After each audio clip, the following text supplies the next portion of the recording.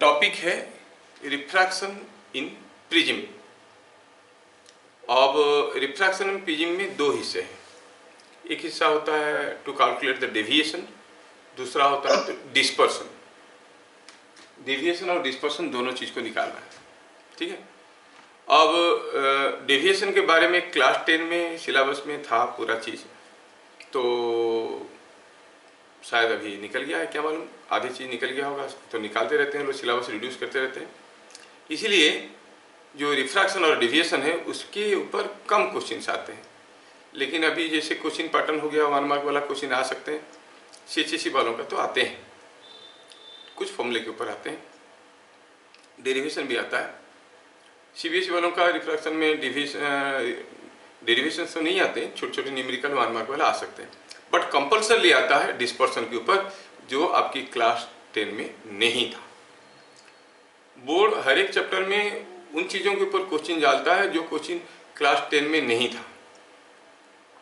जैसे इतना बड़ा करंट इलेक्ट्रिसिटी चैप्टर आप पढ़े, क्वेश्चन क्या आएगा बताओ, वो ड्रिफ्ट वेलोसिटी, रिलैक्सेशन टाइम, है ना, वो व्हीटस्टोन ब्रिज रिलेटेड क्वेश्चंस, ऐसे जो क्लास 10 में नहीं था। इक्विवेलेंट रेजिस्टेंस निकालो या छोटे छोटे क्वेश्चन जो हम लोग पोटेंशियल डिफरेंस के ऊपर किए थे, वो सब नहीं आया।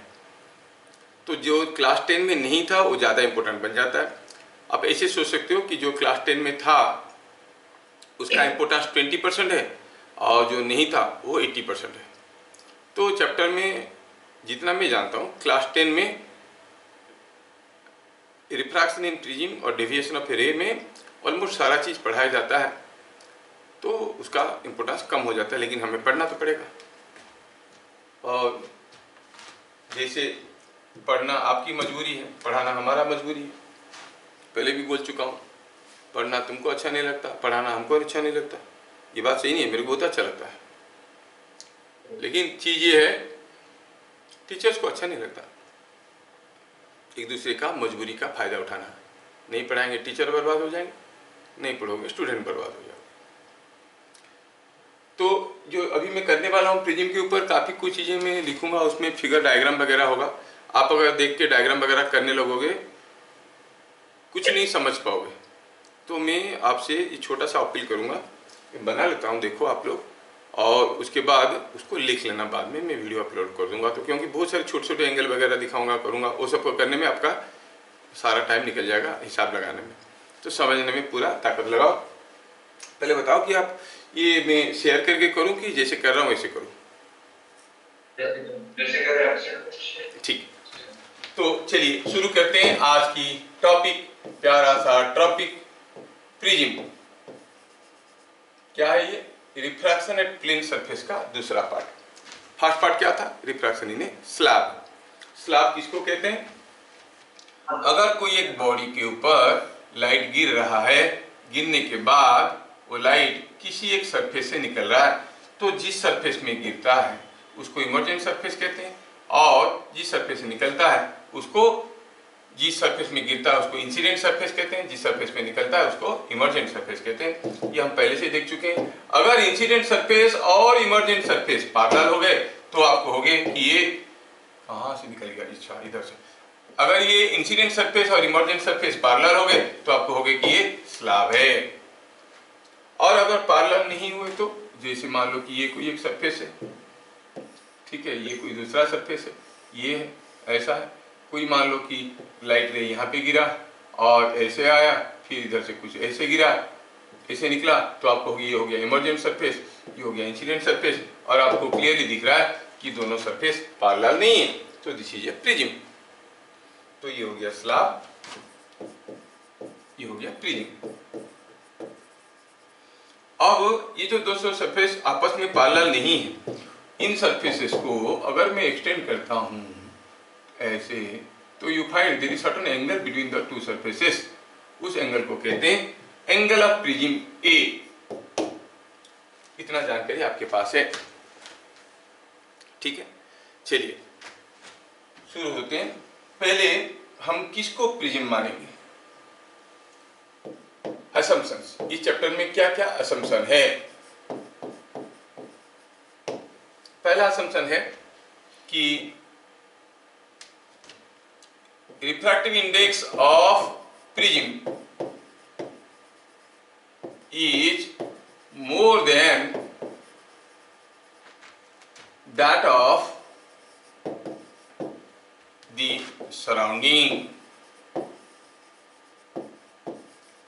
पूरा चैप्टर में ये असम्पशन नहीं दिया है, मैं फोर्सफुली आपको ये असम्पशन दे रहा हूँ क्योंकि सारे चीज में यही माना जाता है कि प्रिज्म ग्लास का बनाया हुआ है, एयर में रखा हुआ है, मतलब mu P, mu for the prism is more than mu of the surrounding.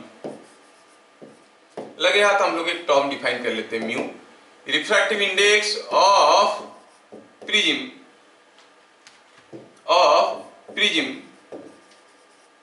with respect to surrounding, क्या है ये? It is mu p by mu s। ऐसा तो ये पहला असम्पशन लिया गया है चैप्टर में, हर जगह इसी असम्पशन से किया है। आपको प्रिज्म दिया है मतलब आपको दिमाग लगाने की जरूरत नहीं, सोचना है कि प्रिज्म का रिफ्रैक्टिव इंडेक्स ज्यादा है। मैं क्यों बता रहा हूं, अगर ये असम्पशन वैलिड नहीं होगा, जो रूल्स हम निकालने वाले वो बदल जाएंगे, ठीक है। तो ये हुआ पहला। दूसरा असम्पशन हुआ all angles of the prism are acute, मतलब ये कोई ऑब्ट्यूज एंगल प्रिज्म नहीं है। ये कोई एक प्रिज्म हुआ, हाँ देखो सारा एंगल ये ऑब्ट्यूज एंगल हो गया, सारा एंगल एक्यूट है, कोई भी एंगल ऑब्ट्यूज नहीं है। मान लो कि ये कोई एक प्रिज्म है तो आप देखो ये सारा एंगल लेस देन 90 है। अगर मैं कोई प्रिज्म ऐसे लेता हूं, फिर जो जो चीजें हम लोग ऑब्जर्व करने वाले हैं वो सारा वैलिड नहीं होगा। अगर ये एंगल ऑफ प्रिज्म जो है ऑब्ट्यूज है, अगर रे इधर से घुस के इधर से निकल रहा है तो आप कहोगे ये एंगल जो है ये ऑब्ट्यूज एंगल है। ये पता चला कि कोई रे मान लो इधर से घुसा इधर से निकला, ये ऑब्ट्यूज एंगल हो गया। एक एंगल ऑब्ट्यूज हो गया तो रे बदल जाएंगे। क्या क्या चीजें बदल जाएंगे? जो जो चीजें हम कंक्लूजन में निकालने वाला है कि रे कोई अंदर घुसता है तो it bends towards the base, है ना, at minimum deviation the ray inside the prism is parallel to the base. ऐसे करके कुछ स्टेटमेंट से बच्चे इनको सोचते हैं कि हर केस में होता है, हर केस में नहीं होता है। ये कौन से केसेस में होता है? जिस केस में आपका ये दोनों असम्पशन वैलिड है, ठीक है। कोई आपको नहीं पूछेगा कि what are the assumptions made in the prism chapter, nor you will find it in the book, क्योंकि ऐसे दे रखा है कि बच्चों को ये असम्पशन एक्सेप्टेड रहता है, ठीक है। प्रिज्म के बारे में दूसरा पॉइंट, तो मोस्ट ऑफ द केसेस में मैं देखता हूं कि 99.99% केसेस में ये जो प्रिज्म आपको दिया जाता है वो आइसोसेलेस और इक्विलेटरल प्रिज्म दिया जाता है। तो आप आइसोसेलेस मान के चलो, आपका सारा काम बोर्ड के लिए या फिर जेईई मेंस के लिए निकल जाएगा।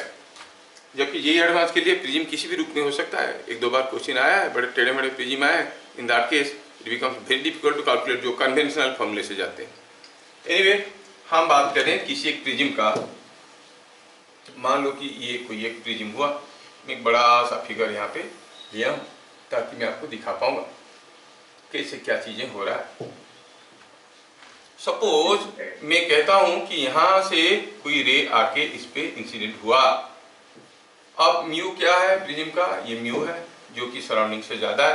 अब mu is mu P by mu S, मतलब सराउंडिंग का म्यू को हम 1 लेंगे, इसका ये म्यू है। मान लो कि एयर है तो ये म्यू है, अगर म्यू एस है तो ये म्यू पी है। बात समझ में आ रहा है? यहाँ पर म्यू लेने का मतलब हुआ अगर ये एयर है जिसका रिफ्रैक्टिव इंडेक्स 1 है तो इसका हो गया क्या? म्यू। अगर इसको हम म्यू एस कहेंगे सराउंडिंग को तो इसको कहेंगे म्यू पी। मान लो कोई प्रिज्म पानी में डूबा हुआ है, इन दैट केस आप कह सकते हो it is A prism of refractive index 1.5 inside water of refractive index 4/3, और you can say it's a prism of refractive index 1.5 by 4/3 in air. बात समझ में आया? अच्छा, खैर अब चीजों को यूज करने की कोशिश करते हैं। अभी मुझे ये रे को डायग्राम ड्रॉ करना है, तो मैं देखता हूं कि यहाँ पर पहले मुझे एक नॉर्मल ड्रॉ करना पड़ेगा। Normal to this surface looks something like this. अच्छा, ये नॉर्मल है। अच्छा, ये अगर नॉर्मल टू दिस सरफेस हो गया तो सोचो इंसिडेंट एंगल क्या है यहाँ पर? This is what is the incident angle. Now as it is entering to a denser medium, the ray will bend toward the normal और away from the normal. Obvious है, टुवर्ड द नॉर्मल, तो ray will bend toward the normal. इसको जाना चाहिए था ऐसे, लेकिन जाएगा नहीं ऐसे। कैसे जाएगा? ऐसे बेंड करेगा। विल फॉल समवेयर हियर, यहाँ पर कहीं गिरा। Now you drop another normal here. This is a normal at the point of second point of refraction. Now this angle is the angle of incidence. तो यहाँ से निकलेगा, ये डेंसर मीडियम से रेयर मीडियम में निकल रहा है, again bend away from the normal, ऐसा। तो ये जो एंगल में निकला बाहर, इसको हम कहेंगे इमर्जेंट एंगल ई। सब कुछ नहीं लिखेंगे, आपको समझ में आना चाहिए। मोरओवर ये जो यहाँ पे था, थोड़ा इसको मैं ऐसा करता हूँ, ये जो रे था यहाँ पे और ये जो रे था यहाँ पे, चलो यहाँ पर जो एंगल ऑफ रिफ्रैक्शन हुआ इसको R1 कहते हैं, यहाँ पर R2 कहते हैं। आप ड्रॉ मत करो, खाली देखो। और ये कौन सा एंगल है? ये दोनों सरफेस में, इंसिडेंट सरफेस इमर्जेंट सरफेस दोनों के बीच में जो एंगल है तो एंगल ऑफ प्रिज्म है, ए। अच्छा बताओ ये एंगल क्या है? What is this angle? क्योंकि ये नॉर्मल है यहाँ पर, this is what is the normal, तो आप कहोगे कि ये एंगल हो जाएगा 90 माइनस ये लाइन, इसको नॉर्मल है, ये R1 है, तो ये 90 माइनस R1 हुआ, ये 90 माइनस R2 हुआ, ऐसा हुआ। सारा चीज हमें दिखने लगा, बढ़िया। मैं फिगर को बार बार यूज करने वाला हूं, ठीक है। जो जो चीजें हमें ऑब्जर्वेशन में आ रहा है उसको लिखेंगे। पहला हुआ this angle plus this angle plus this angle, ये 90 माइनस R2 और ये 90 माइनस R1, ये 90 minus R2, this plus this is 180 degree. तो आपको मिला 90 minus R1 plus 90 minus R2 plus A is 180 degree. यहाँ से सबसे पॉपुलर फॉर्मूला निकल के आया, A is equal to R1 plus R2। R1 क्या है? It is angle of refraction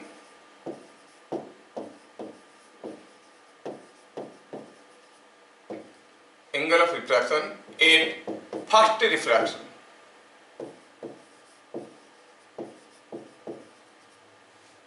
ठीक है, R1 क्या है? Angle of refraction at first refraction और एट फर्स्ट सरफेस, ऐसे कहो, फर्स्ट सरफेस और इंसिडेंट सरफेस। R2 क्या है? Angle of refraction at the second surface. हाँ सर, इसमें कोई नई चीज नहीं है, फिर भी लिख देते हैं, एट सेकेंड सरफेस। चलिए पहला चीज हमें समझ में आया। पहले हम तय कर लें कि हम क्या कर रहे हैं। हम we are in a process to calculate the deviation of the रे।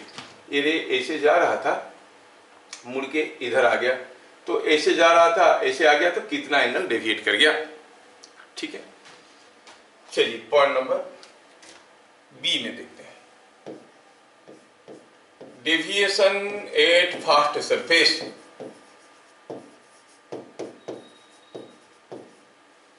Deviation eight first surface,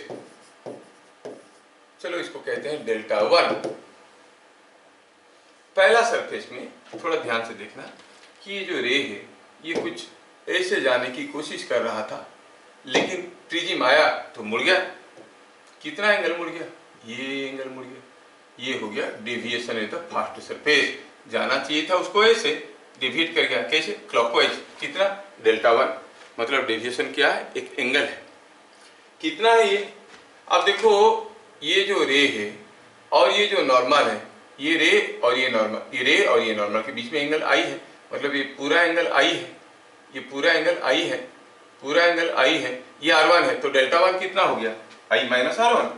so deviation is I minus R1 first surface में। कैसा डेविएशन? क्लॉकवाइज डेविएट कर गया। कितना? I minus R1। Deviation at the second surface. Second surface में ये रे कुछ ऐसे जाना चाहता था, लेकिन गया कैसे? ऐसे, मतलब मुड़ गया। कितना मुड़ गया? से ये, इसको कहेंगे डेल्टा 2। पूरा एंगल है E, है ना। अगर ये एंगल है R2, तो ये रे और इसके बीच में जो एंगल है ये क्या है, देखो ये रे है, ये रे और ये रे, इन दोनों के बीच में एंगल कितना है, ये R2 है। तो डेल्टा 2 कितना हो गया, it is E minus R2। लिखोगे तो समझ में नहीं आएगा, देखोगे तो समझ में आएगा। तो पता चला the deviation here is E minus R2। ठीक है, deviation at second surface, deviation at second surface, क्योंकि आप क्लास 11 की जो 10 की पढ़ाई है वो सब भूल चुके होंगे, मुझे मालूम है, इसलिए बताना पड़ रहा है, क्योंकि ये यूज होगा हमें अगला डिस्पर्सन में। डेविएशन एट सेकेंड सरफेस क्या हो गया, it is delta 2 is equal to E minus R2, और पहला सरफेस में क्या था, E minus I minus R1। Well, पहला सरफेस में डेविएशन कैसे हुआ था, पहला सरफेस में जो डेविएशन हुआ था, रे ऐसे जा रहा था, मुड़ के इधर आ गया। दूसरे सरफेस में रे ऐसे जा रहा था, मुड़ के इधर आ गया। मतलब दोनों ही केस में क्लॉकवाइज डेविएट हो रहा है। मान लो कि यहाँ पर 20 डिग्री घूम गया, यहाँ पर 10 डिग्री घूम गया, तो टोटल कितना घूम गया, 10 प्लस 20 दैट इज 30 डिग्री। क्योंकि दोनों डेविएशन सेम डायरेक्शन में हो रहे हैं, तो आप कहेंगे टोटल डेविएशन कितना हो जाएगा, यहाँ का डेविएशन प्लस यहाँ का डेविएशन। क्या बात समझ में आया? केस बदल सकता है, हो सकता है इधर पानी है, चीजें बदल जाएंगे, इधर कोई हाई रिफ्रैक्टिव इंडेक्स के मटेरियल है, चीजें बदल जाएंगे। We are doing for our case where the assumptions are valid, the surrounding refractive index E is less than the prism refractive index. Anyway, तो total deviation क्या हुआ, total deviation क्या है वो चीज, टोटल डेविएशन कहो डेल्टा।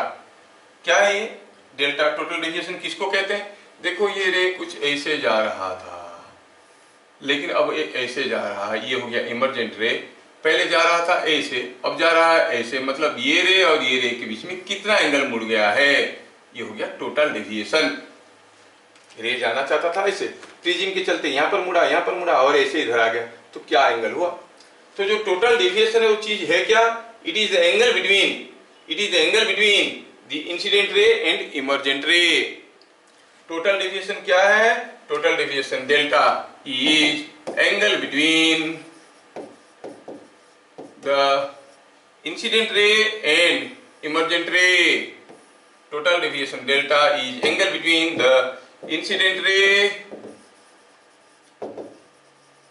and emergent ray. हाँ sir, कोई नई चीज नहीं, छोटी मोटी ज्योमेट्री है। And what is that again? delta 1 plus delta 2. चलिए डेल्टा 1 का वैल्यू डालते हैं, it is I minus R1 plus E minus R2, it is I plus E minus R1 plus R2, और R1 plus R2 क्या था, हम लोग देख चुके हैं कि it is equal to A, तो मिल गया this is I plus E minus A, it's called total deviation। बात समझ में आया? ठीक है। पॉइंट नंबर 3 में before going for the next discussion, क्योंकि मैं दूसरा मेरा ऑफलाइन ग्रुप में पढ़ाया था, देखा कि बच्चों को यहाँ पे कंफ्यूजन है about a principle called principle of reversibility, तो उन लोगों को बताया था, थोड़ा सा यहाँ पे बता देता हूँ। क्या है प्रिंसिपल ऑफ रिवर्सिबिलिटी, नहीं लिखेंगे इसको, खाली देख लेंगे, समझ लेंगे। प्रिंसिपल ऑफ रिवर्सिबिलिटी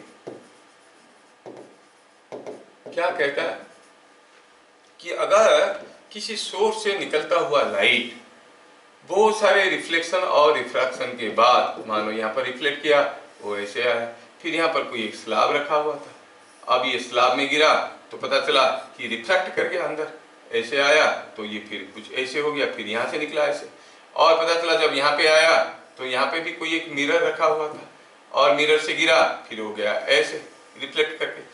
जब वो ऐसे आया, सपोज यहाँ पे मैं कोई एक मिरर रखता हूँ जिसपे ये लाइट गिरता है, कैसे नॉर्मली इंसिडेंट होता है, लाइट रे इधर से आया, यहाँ से रिफ्लेक्ट किया, इधर से रिफ्रैक्ट किया, ऐसे निकला, यहाँ से फिर से रिफ्लेक्ट किया, ऐसे आया, आके यहाँ पे पहुंचा, कैसे पहुंचा, नॉर्मल इंसिडेंट हुआ। नॉर्मल इंसिडेंट मतलब the ray is perpendicular to the mirror, normal incident मतलब ray is perpendicular to the mirror, मतलब what is the incident angle, ये सीएचएससी वालों का पूछता है, for normal incidence what is the incident angle, क्या कहेंगे, मतलब ये नॉर्मल के साथ क्या एंगल कर रहा है, ये तो खुद ही नॉर्मल है, नॉर्मल के साथ जीरो एंगल कर रहा है। ध्यान रहे, for normal incidence, incidence angle is zero. काफी बच्चे हड़बड़ी में 90 डिग्री लिख देते हैं, तो ये हो गया जीरो। अगर जीरो हो गया तो यहाँ से वो रे रिफ्लेक्ट करके वापस आएगा। जब वो रे रिफ्लेक्ट करके वापस आएगा तो आप देखोगे कैसे आ रहा है, वो ऐसे ही वापस आएगा, ऐसे ऐसे ऐसे ऐसे, यहाँ पर आया, फिर से रिफ्लेक्ट करेगा, ऐसे जाएगा, फिर से रिफ्लेक्ट करेगा, ऐसे जाएगा, फिर यहाँ से ऐसे जाएगा, फिर रिफ्लेक्ट करेगा और आके सोर्स के पास पहुंच जाएगा। This is called principle of reversibility. Let me tell you the statement. Statement क्या कहता है? कहता है कि अगर कोई रे if a ray undergoes several reflections and refractions, after undergoing several reflections and refractions, it is incident on a reflecting surface normally, then the reflected ray retraces the path, जिस रास्ते में आया था उस रास्ते में जाएगा। यह प्रिंसिपल ऑफ रिवर्सिबिलिटी नहीं लिखना है मुझे, ठीक है। तो ये हो गया प्रिंसिपल ऑफ रिवर्सिबिलिटी। तो ये हमारा किस काम का? हमारा काम का ये है। क्या है काम का? चलो देखते हैं। हम देख रहे थे कोई एक प्रिज्म की बात चल रहा था हमारा। अब हमें देखना ये है कि कोई रे यहाँ पर गिरा था ऐसे, और यहाँ से ऐसे बेंड हुआ था, फिर इधर से ऐसे निकला था, और ये जो रे था यहाँ पर ये कुछ नॉर्मल के साथ एंगल आई कर रहा था, नहीं, और यहाँ पर वो नॉर्मल के साथ एंगल ई कर रहा था। ये था इंसिडेंट एंगल और ये था इमर्जेंट एंगल।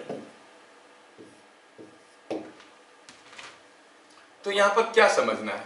कोई रे अगर ऐसे जाता है, इधर से होते हुए इधर से निकलता है, तो अगर रे ऐसे आता तो इधर से निकल के इधर से आता, प्रिंसिपल ऑफ रिवर्सिबिलिटी है ना।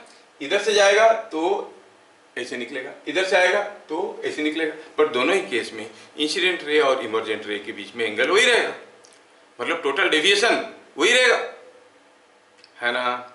मतलब कोई रे अगर आई एंगल में इंसिडेंट है, जितना डेविएशन होगा, अगर वो कोई रे ई एंगल में इंसिडेंट है उतना ही डेविएशन होगा। कहने का मतलब है आई एंड ई आर इंटरचेंजेबल। समझ में आया? तो इसको लिखेंगे पॉइंट नंबर डी में, I and E are interchangeable.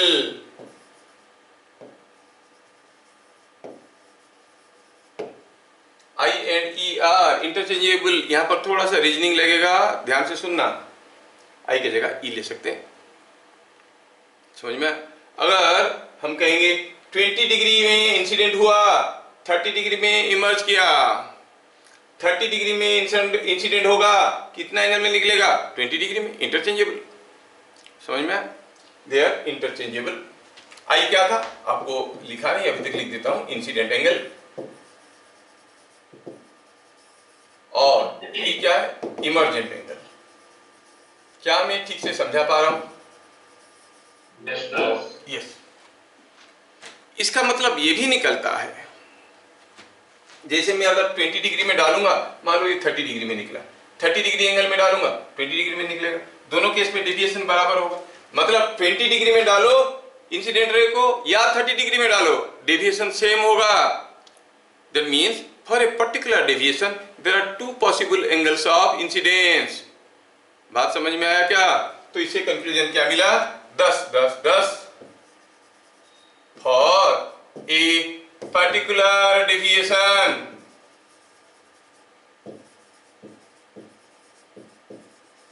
there are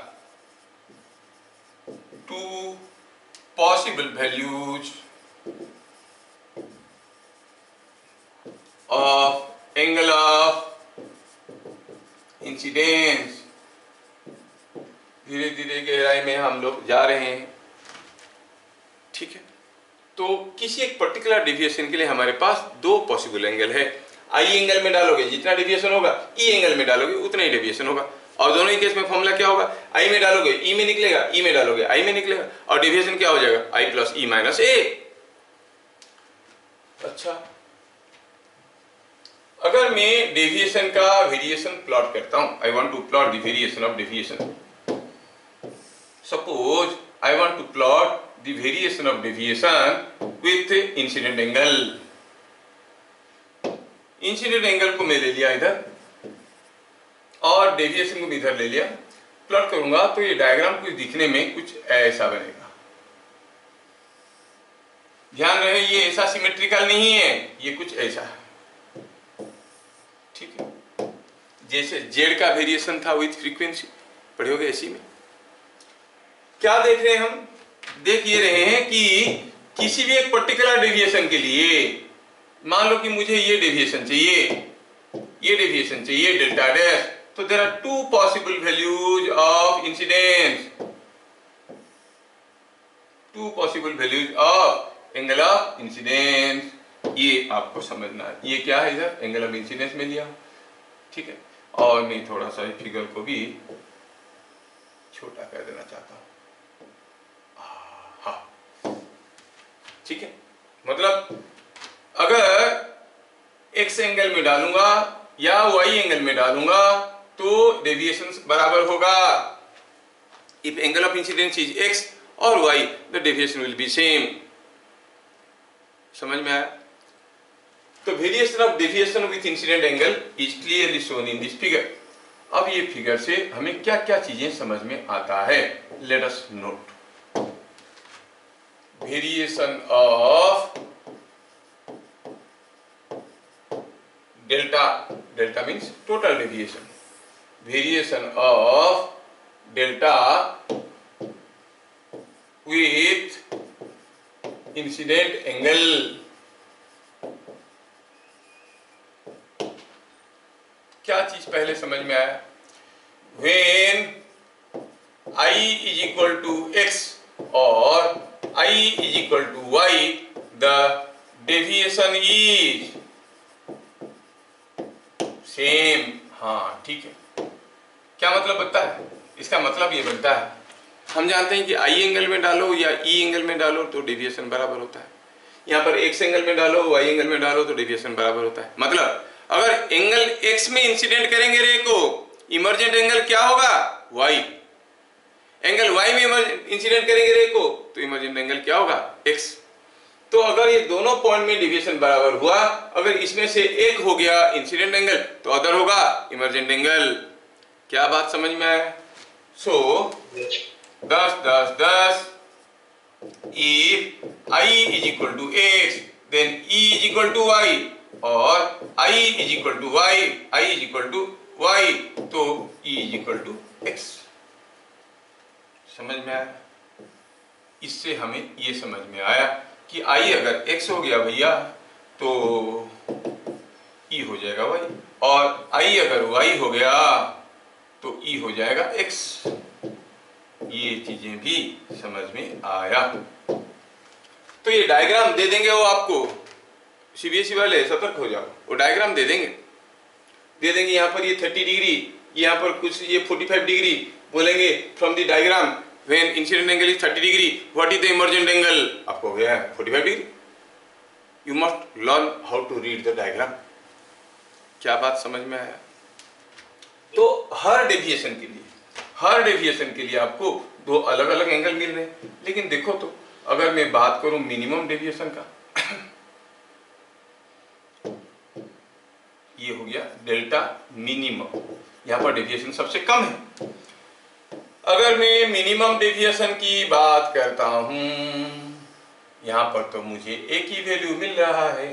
क्या है वो वैल्यू? ये दिस इज द वैल्यू। तो फिर कौन सा है? ओनली वन वैल्यू, मतलब that is the value of incidence, angle of incidence for which delta is minimum, और एंगल ऑफ इमर्जेंस वो भी तो वहीं पे है।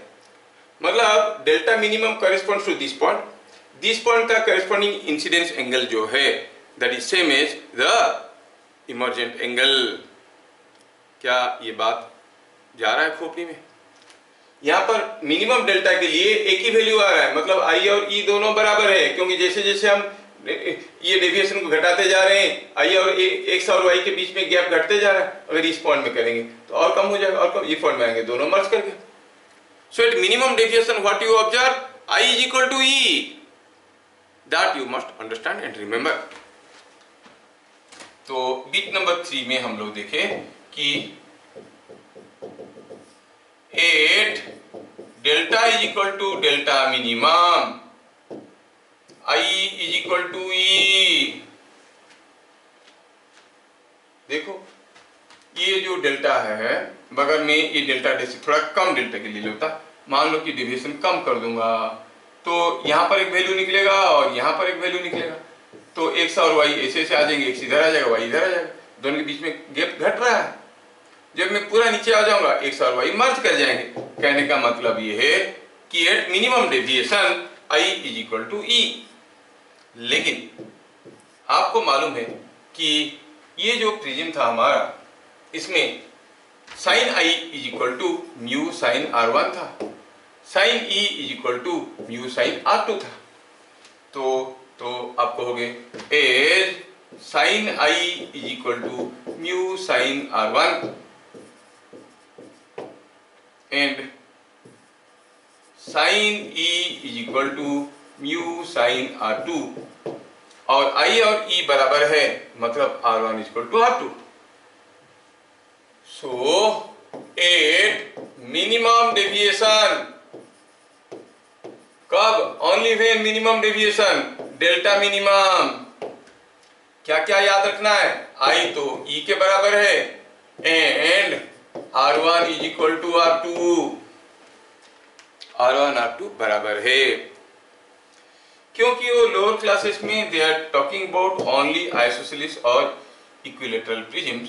अगर हम कहेंगे कि यहाँ पर जो रे है वो ये नॉर्मल है, ये नॉर्मल है, तो और यहाँ पर कोई रे गया ऐसे और ऐसे आया, तो बोला कि R1 और R2 बराबर एंगल करेंगे, so this line is parallel to base, ऐसे मान के चलते हैं। ये लाइन विल बी, क्योंकि R1 और R2 बराबर हो गए तो ये line will be parallel to base. But that is possible or valid only when the prism is equilateral or isosceles, otherwise not. Otherwise मैं कह सकता हूँ कि कोई प्रिज्म ऐसे रखा है, ऐसे रखा है, कोई प्रिज्म हो सकता है। अब ये तो पैरेलल टू बेस नहीं होगा। कोई रे अगर ऐसे आया, ऐसे गया, तो ये हम कह सकते हैं कि ये प्रिज्म का, मैं फिगर ड्रॉ करने के लिए थोड़ा कुछ केस ऐसे भी कर सकता हूँ।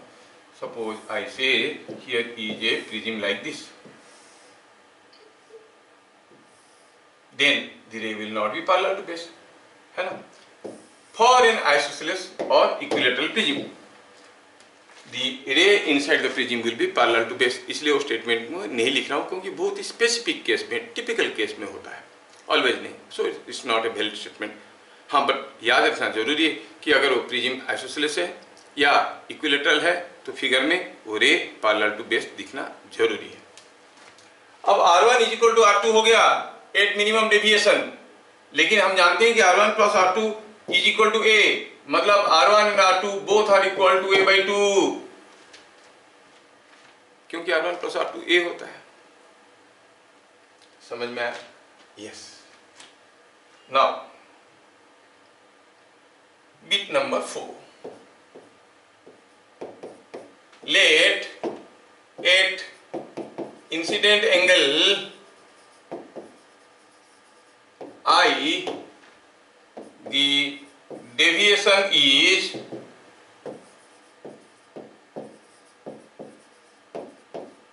delta minimum। तो क्या क्या चीजें हम जानते हैं? हम कहेंगे at first surface sine I is equal to mu sine R1, ठीक है, और R1 कितना है? A/2 है, and delta minimum is equal to I plus E minus A, it is 2I minus A, क्योंकि I and E they are equal at minimum deviation, they are equal. देख लो कितनी सारी रीजनिंग लग रहे हैं, लॉजिकल लग रहे हैं, इजी है, लेकिन ढेर सारी इधर उधर की चीजों को याद रखना पड़ता है। तो यहां से I का वैल्यू अगर निकालेंगे तो I क्या मिल गया यहां से? It is delta minimum plus A/2, अगर किसी तरह से किसी प्रिज्म में मिनिमम डेविएशन क्या होता है एक्सपेरिमेंटली हम निकाल दिए, डेल्टा मिनिमम निकाल दिए, तो कौन से एंगल ऑफ इंसिडेंस के लिए मिनिमम डेल्टा होगा? डेल्टा मिनिमम प्लस a/2 वो दे देंगे। In a prism, equilateral prism, the minimum deviation was 20 degree. For what angle of incidence the deviation will be minimum? तो ये 20 है, ये 60 है, 80/2 is 40 degree. In such case what will be the emergent angle? अरे 40 degree में incident करेंगे तो 40 degree में निकलेगा, क्योंकि ये मिनिमम डेविएशन की बात चल रहा है। तो हर एक स्टेटमेंट का सिग्निफिकेंस को आप समझो, इंपोर्टेंस को समझो। नाउ पुटिंग इन इक्वेशन 1, चलो मैं इसको इक्वेशन 1 कहता हूं। ये जो चीज लिखा हूं यहाँ पे, ये इक्वेशन 1 है, ये इक्वेशन 1 है। पुटिंग इन इक्वेशन 1 क्या मिला? Sine of this is equal to mu sine this. आप कहोगे mu is equal to sine i by sine R1। हाँ, बात सही है। Mu is equal to sine i by sine R1। I का value डालो, आई था sine A plus delta minimum by 2 divided by sine R क्या था? It was sine of a/2। तो ये बन गया बहुत ही इंपॉर्टेंट फॉर्मूला। इसके ऊपर डायरेक्ट क्वेश्चंस आते हैं। मतलब कोई एक प्रिज्म का एंगल ऑफ प्रिज्म अगर मालूम है, मिनिमम डेविएशन मालूम है, you can find out the refractive index of the prism with respect to the surrounding, mu, that is mu p by mu s। मतलब अगर सराउंडिंग का दिया है तो mu is equal to mu p by mu s। Surrounding का दिया है, मान लो पानी है 4/3, तो म्यू p भी आप निकाल सकते हो। ठीक है, तो ये जानदार शानदार इंपॉर्टेंट फॉर्मूला है, आपको इसको याद रखना है। ये formula, refractive index of A prism can be found using this formula. कभी कभार रेयरली ये डिराइवेशन में भी आ जाता है CHC वालों का। समझ में आया? This is the condition for minimum, this is the incident angle corresponding to minimum deviation and refractive index निकालने वाले फॉर्मूला। ठीक है, चलिए, ये था हमारा नोट पॉइंट नंबर, क्या था ये, CD, ये फिर क्या आ गया, E आ गया। अच्छा, अब ये नोट पॉइंट नंबर 3 चल रहा था, ABC में 2 चल रहा था, 2, अच्छा 1 2, वेरी गुड। अब आगे बढ़ते हैं, नोट पॉइंट नंबर 3 में चलते हैं।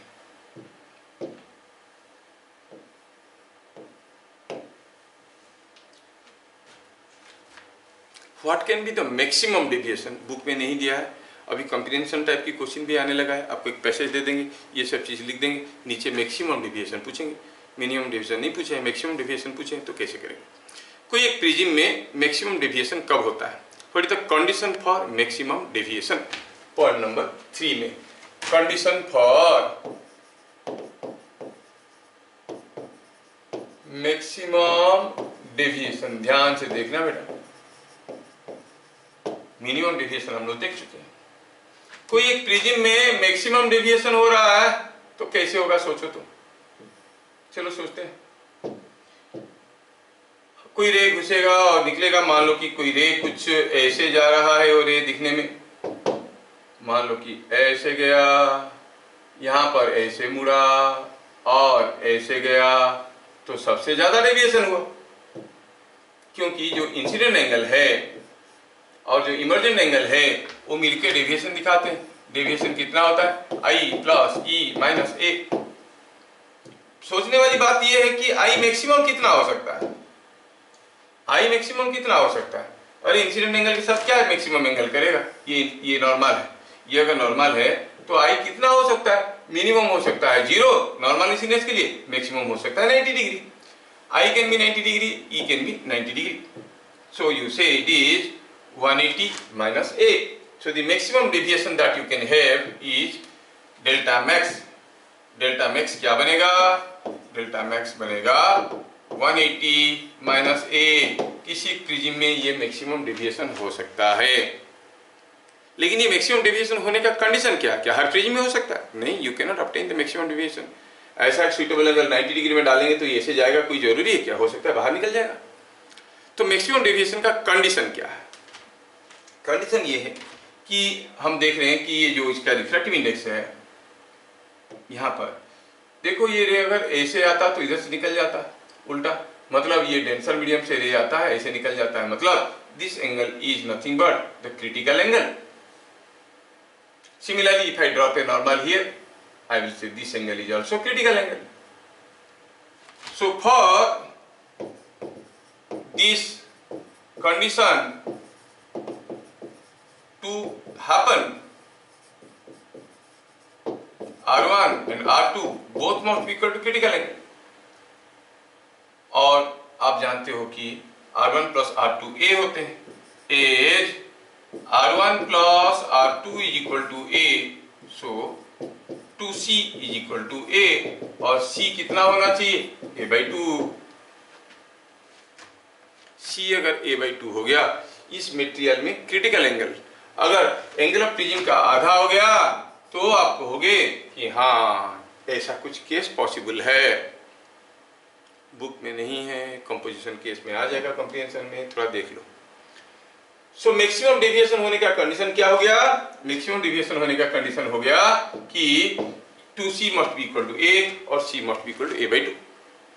अगर इसका रिफ्रैक्टिव इंडेक्स म्यू है भैया, तो आप कहोगे कि C sin C होता है 1 by 2 and that should be equal to sin A by 2, क्योंकि C का वैल्यू A by 2 होना है। तो फिर म्यू का वैल्यू क्या होना चाहिए? देखो C must be equal to A by 2, तो sin C होता है 1 by mu and that is equal to sin A by 2, तो म्यू का वैल्यू हो गया 1 by sin A by 2 और कोसेक A by 2। अगर ये कंडीशन सेटिस्फाई किया तो आप कहोगे कि you can have a situation like this and the deviation can be 180 minus A, maximum deviation. So किसी एक प्रिज्म में मैक्सिमम डेविएशन 180 माइनस A होने का कंडीशन हुआ कि C must B A by 2।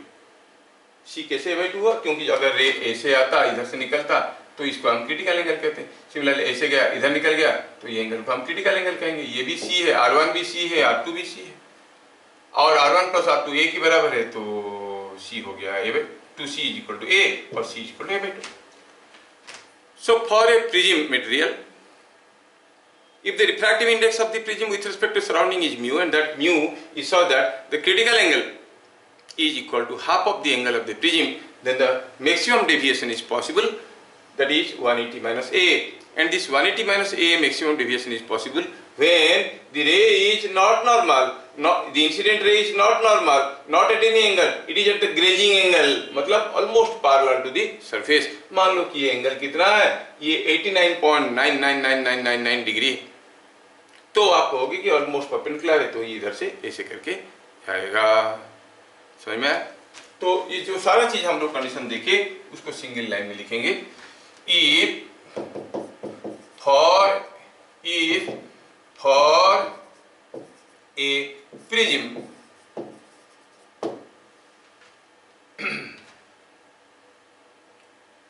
mu is equal to cosec A by 2 and I is equal to 90 degree, then maximum deviation is delta max, it is 180 minus A। याद रखना, ठीक है? आप में से कुछ लोग नीट वीट वगैरह के दे रहे हो तो याद रखना, ठीक है?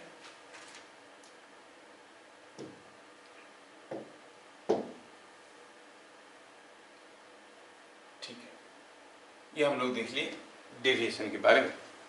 थोड़े से क्वेश्चन इसके ऊपर देखते हैं, कैसे छोटे छोटे क्वेश्चंस बनता है। लेट अस सी क्वेश्चन क्या है? When a ray is incident on a equilateral prism, equilateral prism at angle से 45 degree, the deviation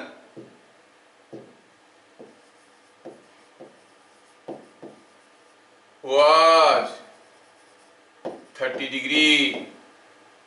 Find for what angle of incidence, what other angle of incidence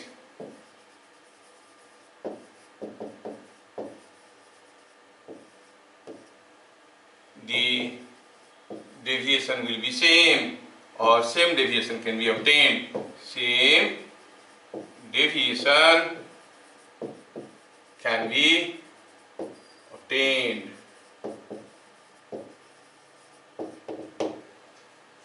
बोला कि कोई equilateral prism है, equilateral prism मतलब ए कितना है 60 degree, ए पता चल गया 60 डिग्री दिया है, आई दिया है 45 डिग्री और डेविएशन दिया है कितना 30 डिग्री। तो चलो पहले पता करते हैं कि corresponding to I is equal to 45 degree what is the emergent angle. हम जानते हैं वी नो दैट क्या delta is equal to I plus E minus A. यहाँ से ई का वैल्यू कितना है, डेल्टा दिया है 30, आई दिया है 45, ए दिया है 60, तो कितना होना चाहिए, ये 90 माइनस 60 इक्वल 30 होगा, मतलब ये होगा 15 डिग्री, ई हो गया 15 डिग्री। नहीं गड़बड़ हो गया क्या, नहीं ई 45 डिग्री देती है। अच्छा थोड़ा इसको ज़्यादा कर देते हैं, थोड़ा ज़्यादा कर देते हैं एंगल को, मान लो कि इसको मैं कर देता हूँ 65 डिग्री, सॉरी थोड़ा सा डाटा में चेंज कर दिया क्योंकि मिनिमम डेविएशन आ गया था। एनीवे 65 डिग्री ठीक है। तो अगर ये 65 डिग्री है, डेल्टा 30 है, ई पता करना है, तो ये 30 ये 60 आ गया, 90 माइनस 65 हो गया 25, तो ई हो गया 25 डिग्री।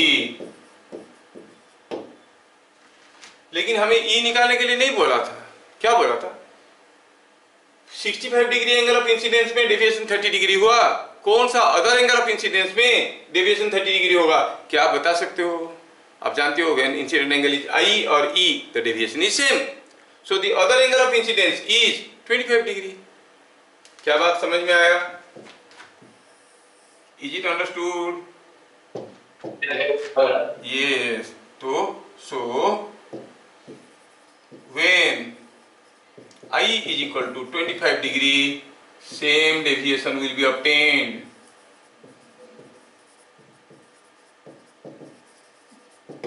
सेम डेविएशन हुआ, डेविएशन सेम होगा जब I का वैल्यू 65 हो या 25 हो। समझ में आया?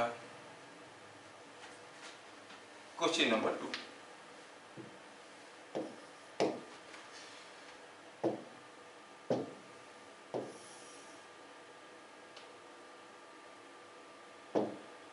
ये कोई वेरिएशन ऑफ डेविएशन दिया गया है और डायग्राम में दिया है कि ये डेविएशन का वेरिएशन कुछ ऐसा है, और फिगर में दिया है कि ये करेस्पॉन्डिंग टू दिस पॉइंट जो डेविएशन है वो डेल्टा है, डेल्टा डैश है।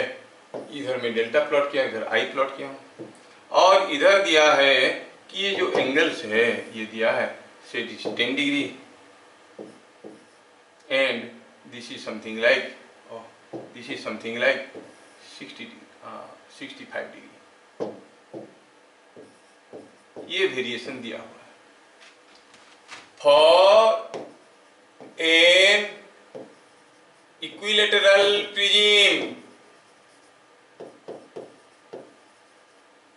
For an equilateral prism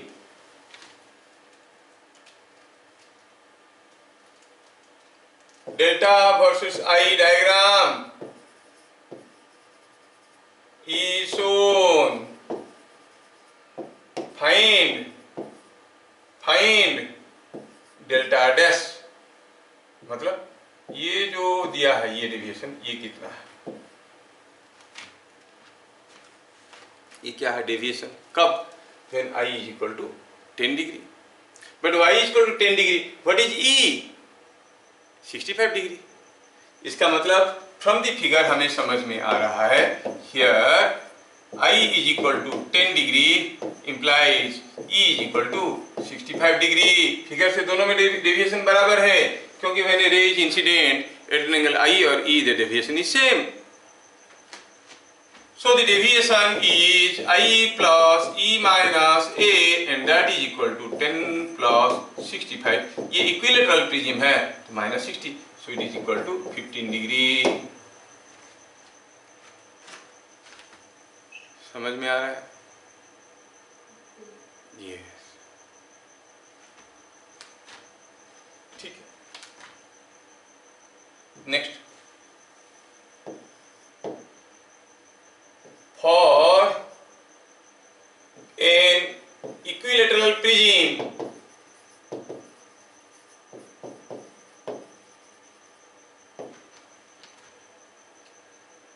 the deviations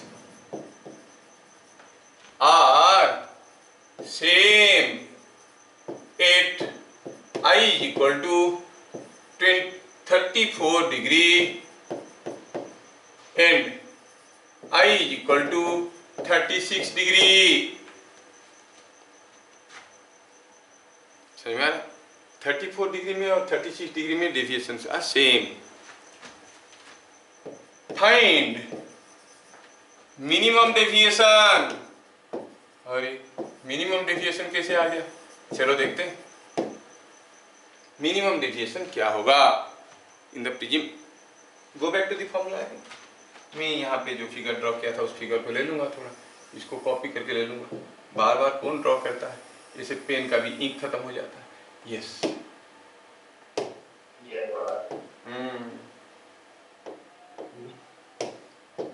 ये हो गया. दिया है कि जब ये जो हमारा एंगल ऑफ इंसिडेंस था व्हेन इट वाज 24 डिग्री और 26 डिग्री सेम डेविएशन हो रहा था. चेक चीज समझ में आ रहा है कि 24 डिग्री और 26 degree they are very close to each other. पास पास रहेंगे तो कहाँ रहेंगे? मिनिमम की दोनों तरफ रहते हैं, मिनिमम डेविएशन की दोनों तरफ रहते हैं. एक रहता है 24 डिग्री का, दूसरा 26 डिग्री का, क्योंकि इधर मिनिमम डेविएशन इधर रहता है, इधर रहता है. So from the figure it is very clear, ये दोनों एकदम पास पास है. एक्स और वाई का वैल्यू एकदम पास पास है, मतलब they are very close to the minimum deviation. So what is the incident angle corresponding to minimum deviation? कोई दिमाग लगाएगा? इन दोनों के बीच में रहेगा. 24 और 26 के बीच में 25 आता है. तो रफली we can say the angle of incidence corresponding to minimum deviation is 25 degree. क्या बात समझ में आया? यस. एज आई हाँ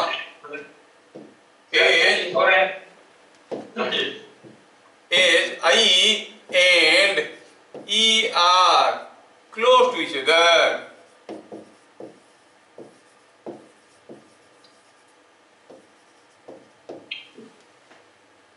I and E are close to each other. थोड़ा एक मिनट में थोड़ा इसको सजाता हूँ. कुछ लोग बड़े जोर से चिल्लाते हैं, अच्छी बात नहीं है, आपका रिकॉर्डिंग खराब हो जाएगा. हाँ अब चिल्ला हो गया. 34 36. अच्छा तो 34 36 लिखेंगे जो तुमको पसंद. हमको क्या है? 34 and 36. As I and E are close to each other, therefore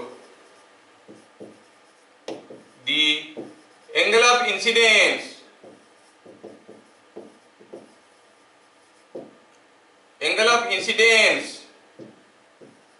corresponding to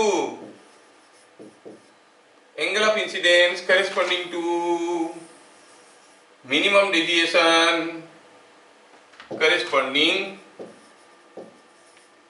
to delta minimum is I is equal to 35 degree.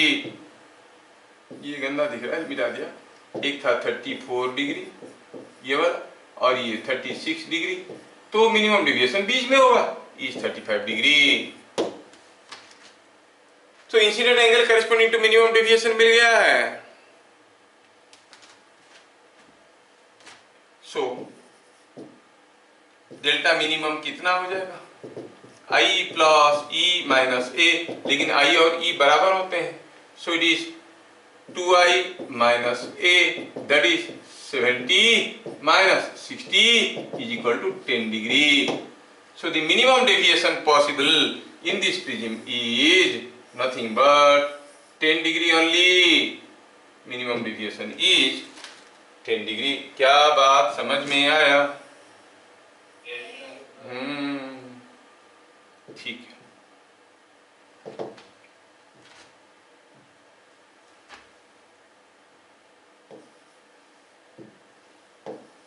For an isosceles prism, अब इक्विलेटरल नहीं है, आइसोसेलिस है। A is equal to say something like 50 degree. Isosceles prism है, A angle of prism is 50 degree. ठीक है, और 60 degree ले लेते हैं, A इक्वल टू 90 डिग्री ले लेते हैं, कैलकुलेशन आसान हो जाएगा। 90 डिग्री, ठीक है। If minimum deviation in the prism is 30 degree, find mu for prism। ये तो फिर डायरेक्ट वाला फॉर्मूला हो गया, डायरेक्ट वाला फॉर्मूला हो गया। क्या फॉर्मूला था, mu is equal to sine A plus delta minimum by 2 divided by sine A by 2। खत्म कहानी, आप कर सकते हो। A is 90, delta minimum is 30, 90 plus 30 is 120, 120 by 2 is 60, so it is sine 60 divided by sine A by 2, A is 90, so it is sine 45। तो क्या पता चला, √3/2, ये 1/√2, सो it is coming out to be √3/2 into 1/√2। 1/2 तो नीचे आएगा तो √2 ऊपर आ जाएगा into √2, so it is coming √ of 3/2। तो mu for the prism with respect to the surrounding is coming out to be √3/2। ठीक है, थोड़ा फिगर बेस्ड क्वेश्चन देता हूं। क्वेश्चन ऐसा है कि यहां पर कोई एक प्रिज्म है, ऐसा वाला, कोई रे इसमें जा रहा है, ऐसा गया, ऐसा गया और ऐसा आया, और पता चला डेविएशन हुआ इसमें समथिंग लाइक 20 डिग्री। अभी मैं केस बदलता हूं, ऐसा वाला एक प्रिज्म फिर से लेता हूं for the same incident angle. Incident angle वही है, सपोज मैं कहूं कि यहां पर इंसिडेंट एंगल जो था वही है for the same incident angle, और मैं यहां पर एक के जगह मैं क्या करता हूं, 2 प्रिज्म ले लेता हूं। I take 1 more.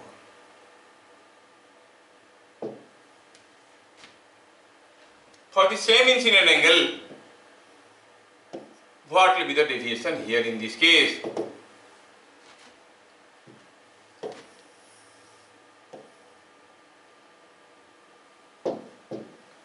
Assume similar prisms and same incident angle.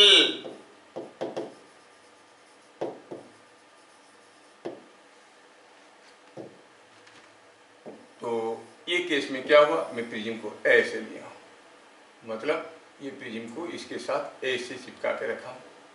What will be the deviation, delta क्या होगा बताना है। तीसरा केस लेता हूं, तीसरा केस में मैं ऐसा दो अरेंजमेंट तो लेता हूं, साथ साथ क्या करता हूं, दो के जगह तीन प्रिज्म लगा दिया, ये तीसरा को भी जोड़ दिया। Assume the same incident angle in all the three cases. इस केस में जो था इस केस में भी वही था। बताना आपको ये है कि what is delta in this case. हर एक केस में डेल्टा आपको बताना है। पहला केस में 20 डिग्री दिया है। क्या क्वेश्चन समझ में आया? अगर क्वेश्चन समझ में आया तो डेविएशन बताना है दोनों ही केस में। सिमिलर प्रिज्म से, एक जैसे प्रिज्म से, और आप उनको ऐसे जोड़े हो, पहला वाला ये है,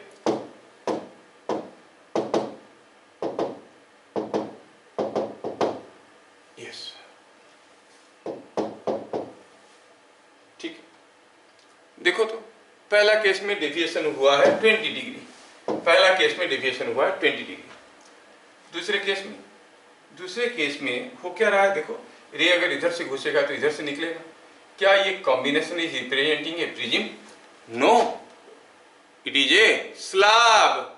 स्लैब के केस में क्या होता है, लेटरल शिफ्ट होता है, ये ऐसे आएगा और ऐसे निकल जाएगा, मतलब डायरेक्शन तो बरकरार रहने वाला है। ये ऐसे आएगा, ऐसे आएगा, ऐसे करके इधर से जाएगा, there will be lateral shift, it is a slab. तो इसमें डेविएशन नहीं होता है, खाली शिफ्ट हो जाता है रे। तो इस केस में डेविएशन क्या हो जाएगा? Zero. There will be no deviation in the second case. Third case में अगर इस एंगल प्रिज्म का एंगल ए था, तो ये भी तो एक incident surface emergent surface parallel नहीं है, तो इनको एक्सटेंड करेंगे तो क्या एंगल बनेगा? वो यही तो बनेगा। If you extend them the angle of incidence will be same. ये इस केस में और इस केस में अगर करेंगे तो इस केस में भी angle of incidence, sorry angle of prism यही रहेगा। रिफ्रैक्टिव इंडेक्स तो वही है, क्योंकि सिमिलर प्रिज्म को जोड़े हैं। मतलब ये बड़ा प्रिज्म है, ये छोटा प्रिज्म है, इससे क्या फर्क पड़ता है? बड़ा छोटे से फर्क कुछ नहीं पड़ता है। Deviation will be same 20 degree. क्या बात समझ में आया?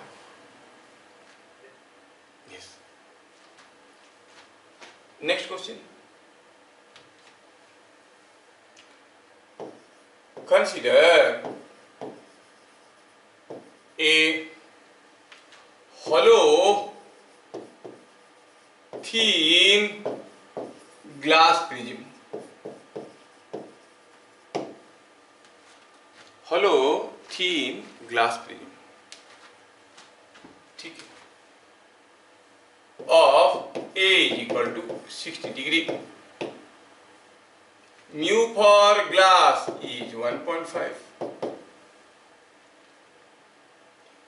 If a ray is incident at angle say 40 degree, at angle I is equal to 40 degree. ठीक है। Find the emergent angle E बताना है आपको।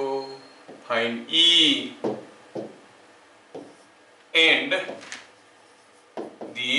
डेविएशन। कंसेप्चुअल क्वेश्चन है। ई और डेविएशन दोनों आपको निकालना है, ठीक है। चलिए निकालते हैं ई एंड डेविएशन। कब? Consider a hollow thin glass prism. मैं एक प्रिज्म लेता हूं, एंगल ऑफ इंसिडेंस 60 डिग्री है, हाँ एंगल 60 डिग्री है। चलो ये हुआ एक प्रिज्म, और मैं मानता हूं कि ये दूसरा हुआ। थोड़ा छोटा कर देता हूं so that you can see it. बस इतना ही छोटा रहो। एक थीन ग्लास प्रिज्म है, अरे और थोड़ा छोटा हो जाता है। हाँ, ये एक थीन ग्लास प्रिज्म है, ठीक है। इससे थीन प्रिज्म, ध्यान से देखो कि ये एक थीन प्रिज्म है, मतलब जो मटेरियल ऑफ ग्लास है दैट इज क्वाइट थीन। कैसा है? ऐसा है।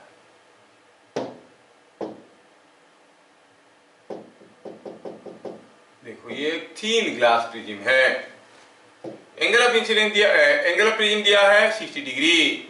हाँ ठीक है। कोई रे इंसिडेंट हुआ एट एन एंगल 40 डिग्री। हाँ ठीक है, ये भी ठीक है, 40 डिग्री में इंसिडेंट हो गया।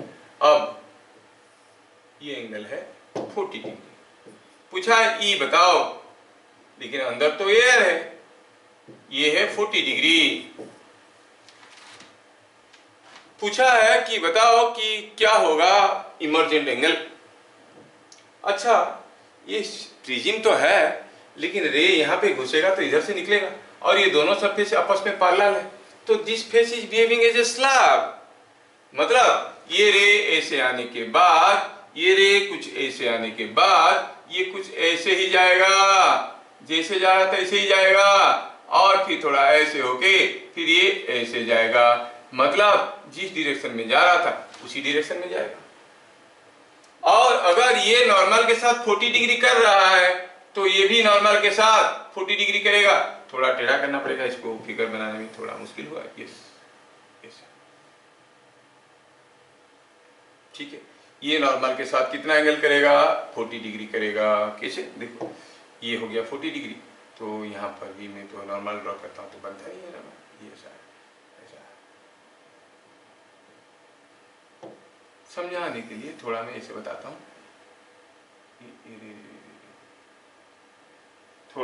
थोड़ा सा इसको मिटा के फिर से बताता हूँ, यू कैन विजुअलाइज।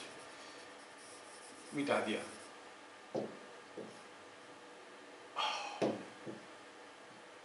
ऐसे गया, ये ऐसे गया, इधर से निकला, ऐसे गया, इधर से निकला, ऐसे गया। The ray is not deviated because it is passing through a number of slabs. ये रे जिस डायरेक्शन में होगा, ये रे उसको पैरेलल होगा, ये रे जैसे होगा, ये उसी डायरेक्शन में होगा। There is no deviation. And what you find, if you drop a perpendicular here, तो ये क्या एंगल करेगा? हाँ, इमर्जेंट एंगल पता करना है। ये एंगल दिया है 40 डिग्री, तो ये इसके साथ 40 डिग्री करेगा। ये एंगल है E, आपको E पता करना है। You have dropped a perpendicular here, ऐसा, और आपको पता करना है कि E का वैल्यू क्या होगा, है ना। थोड़ा अगर मैं इसको एक्सटेंड करता हूं ऐसे, ये एंगल मेरा 90 डिग्री है, ये 60 डिग्री है, ये 30 डिग्री है, ये E है तो ये E है, ये 30 डिग्री है, ये 30 डिग्री है तो ये 150 डिग्री है ना। और 30 डिग्री तो 150 डिग्री हुआ, और हम कहेंगे sum of two external angles, this angle plus this angle equal E होगा। तो अब यहाँ पर ये 40 डिग्री है, तो सोचो कि ये एंगल कितना, ये ऐसे जा रहा है 40 डिग्री है, तो ये एंगल 40 डिग्री है, ये 40 डिग्री है, तो ये कितना है? 50 डिग्री है। थोड़ा फिगर में दिखाना मेरे लिए मुश्किल हो रहा है, क्योंकि ये एंगल होगा 40 डिग्री, तो ये छोटा सा एंगल क्या होगा? क्योंकि ये नॉर्मल है, ये 40 डिग्री है, तो ये 50 डिग्री होगा। ये 50 डिग्री होगा तो ये कितना है? ये 90 है, ये 60 है, 30 है, 150 है ना। 90 हुआ, ये 90 हुआ, ये 60 हुआ, तो ये हो गया 30 हो गया, तो ये हो गया एंगल हो गया 150, और ये एंगल कितना आ रहा है? 50। दोनों एंगल मिलकर 180 से ज्यादा हो गया। क्या कैलकुलेट किया हम लोग? फालतू की कैलकुलेशन, थोड़ा लिखने में गड़बड़ हो गया फिगर। इस फिगर को मैं थोड़ा दूसरा पेज में लेके बड़ा करके ड्रॉ करता हूँ। I can show you the angle, क्योंकि आपको एंगल यहाँ पे दिख नहीं रहा है। Let me take it to the other page. Yes,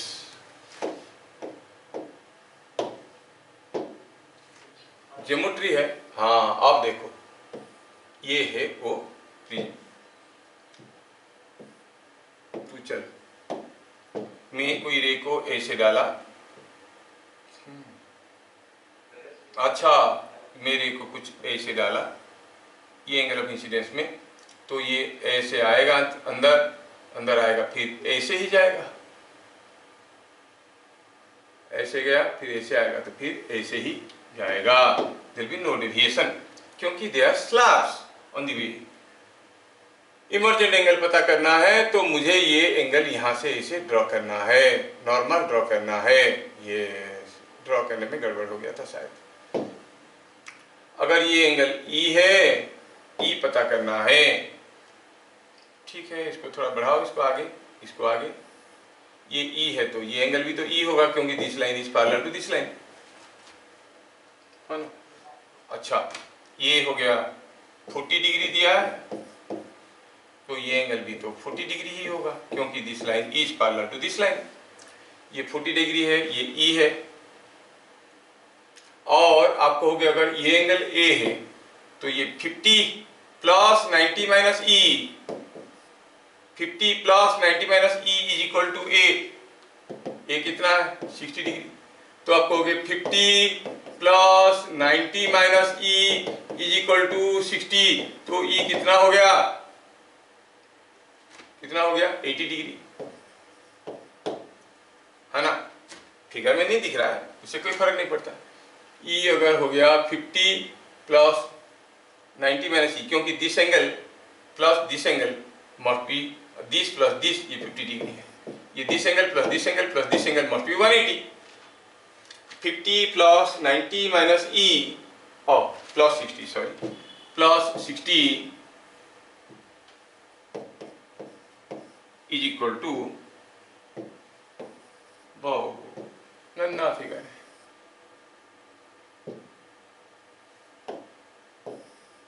अरे नहीं,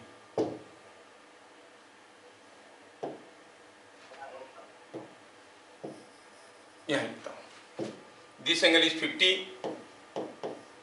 this angle is 90 minus E plus this angle is 60, सारे मिलके 180, तो कितना हो गया ये ई का वैल्यू,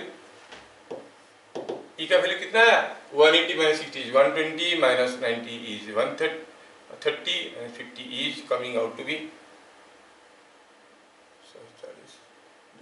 20 डिग्री। क्या बात समझ में आया? ये सर बोला कि नो सर बोला? अरे मैं कैलकुलेट कर रहा था, तुम लोग तो स्मार्ट हो, तुम लोग फटाफट कर लेना चाहिए, हम लोग का मैथमेटिक्स कहाँ इतना अच्छा होता है। हुआ? हाँ, मैं फिर से बताता हूँ, सारा चीज थोड़ा ध्यान से देखो। ये हॉलो प्रिज्म है, ये इंसिडेंट सरफेस है, इमर्जेंट सरफेस है, मतलब it is behaving as a slab. Slab में रे डेविएट नहीं होता है। कोई स्लैब है तो रे गिरेगा गिरेगा निकलेगा तो ये इसके साथ पैरेलल होता है, हमें मालूम है।